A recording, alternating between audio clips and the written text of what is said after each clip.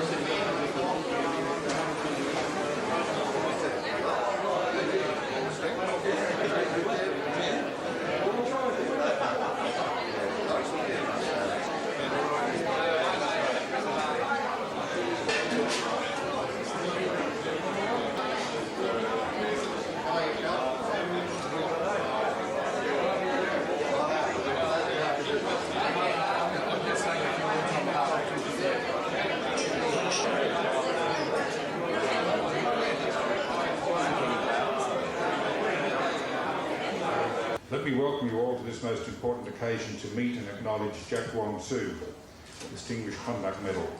I think I'm probably able to say Wong Sin Sung, having observed that that's the way his Chinese guerrillas referred to him in Borneo. And we're here, of course, to launch his book, Blood on Borneo.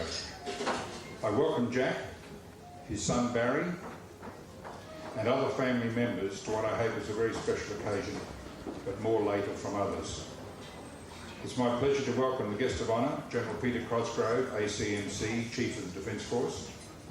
I also have great pleasure in welcoming Major General Michael Jeffrey, AC, CVO, MC, who will launch the book. It is very appropriate that I introduce Lady Martin,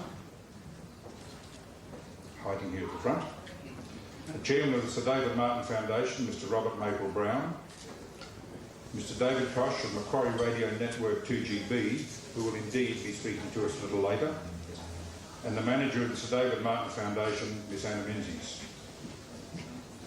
A very warm welcome also to the Honourable Helen Sham-Ho, MLC, and the Honourable Peter Collins, MP, to members of the Chinese community who are very supportive of the Sir David Martin Foundation, to other governors and supporters of the Foundation, to relatives of the Sandakan prisoners of war, and to the many distinguished guests to whom I apologise for not welcoming you individually. We are delighted and honoured that you are here to acknowledge this very fine Australian, Jack Soo. Alan Jones unfortunately cannot be with us, but he has been a splendid supporter of the Foundation for many years. We are most grateful that thanks to him and Arthur Coghill, an old friend of Jack Soo, we are all here today. Station 2GB has very generously arranged and funded this lunch and book launch. Followed. In 2001, he was very rightly named the Australian of the Year. Ladies and gentlemen, General Peter Cosgrove.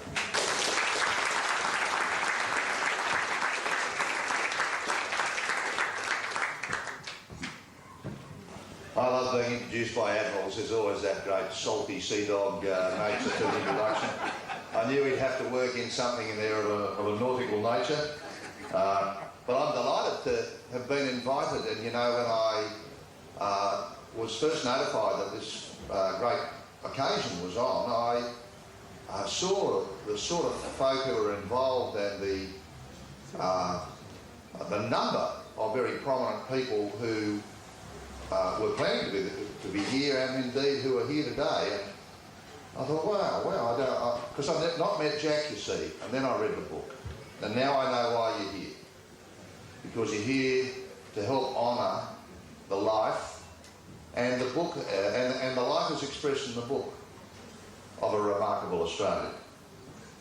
I'm thrilled that I've been allowed to be involved. I haven't met Jack before, as I said, but I've just been sitting with him for a couple of minutes, and I think, apart from timetables, I'd love to spend hours with him. And over the years, some of our young men in the West, our Special Air Service Regiment soldiers, have had the occasion, had the opportunity, the privilege, to spend a bit of time with Jack. And I'm sure they're all better, wiser young men for it. It's an interesting point. The book tells of the savagery of war against a remorseless, pitiless enemy. And it talks about warfare in the jungle. Now, the setting was elsewhere, but it could have been in East Timor. It's very interesting to note that in East Timor today, Australian soldiers and Japanese soldiers work side by side to rebuild and rehabilitate a shattered country. I find that tremendously uplifting.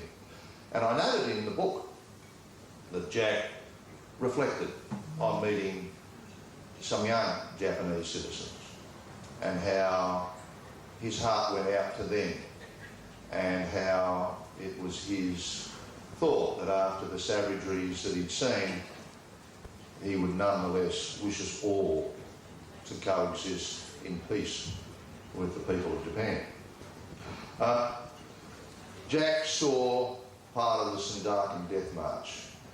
I go each year to a memorial service at that great national icon, the Australian War Memorial in Canberra, where the men, and can I say the women of Sandakan, some survivors, many widows, gather to commemorate their fellows, their mates, who went on that horrible march.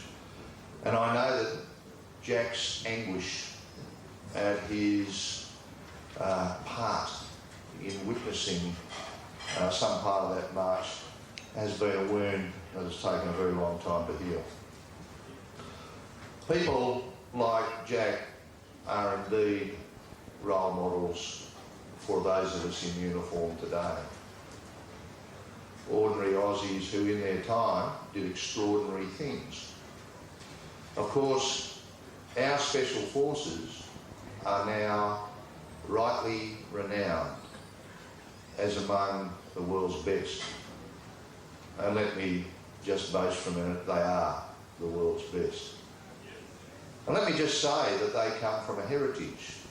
They come from great stock.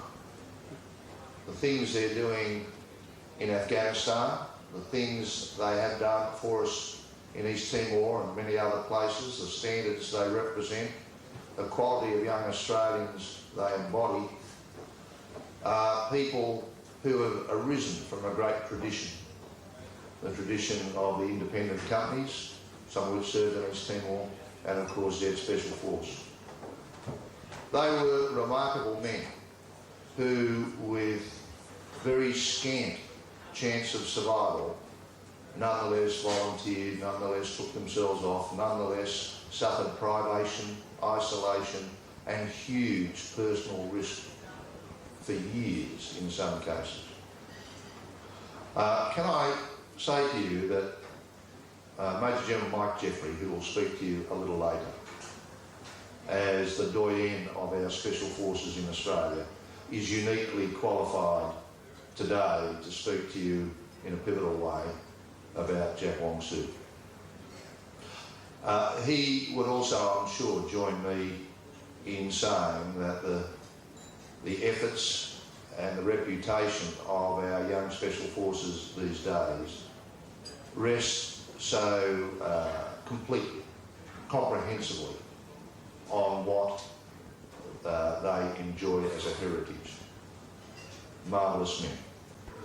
I was particularly taken, though, I know Mike might include one or two anecdotes in his remarks, so I'll be careful not to selectively quote from the book, but can I just tell you that there is a section around about page 205 where Jack describes a certain linguistic difficulty in translating into Bahasa an instruction to blow up a bridge. And instead his instruction, if carried out, would have resulted in the demise of many outdoor lavatories. I was taken by that. And then there was a biscuit bomber which, in dropping supplies to these intrepid folk way out in the jungle, managed to drop one particular package, very heavy package, 54 kilo package of biscuits or some such through the roof of the radio hut, and it was only through the loud encouragement of the people standing outside the hut that the operator managed to escape. But his table, his chair, and fortunately not the radio, but his table and his chair were demolished by this thing which came through the roof, through the chair, through the table, through the floor. Jack, that was that fellow's nearly out-of-body experience. I should conclude and pass back over to the Master of Ceremonies, or in fact I think probably for us to enjoy this marvellous repast here in this great restaurant, by telling you that our lads overseas, our special forces, do a fantastic job. But of course they must do, working as they do to the heritage and walking as they do in the footsteps of a great warrior, a great leader and a great Australian, Jack Long Soo.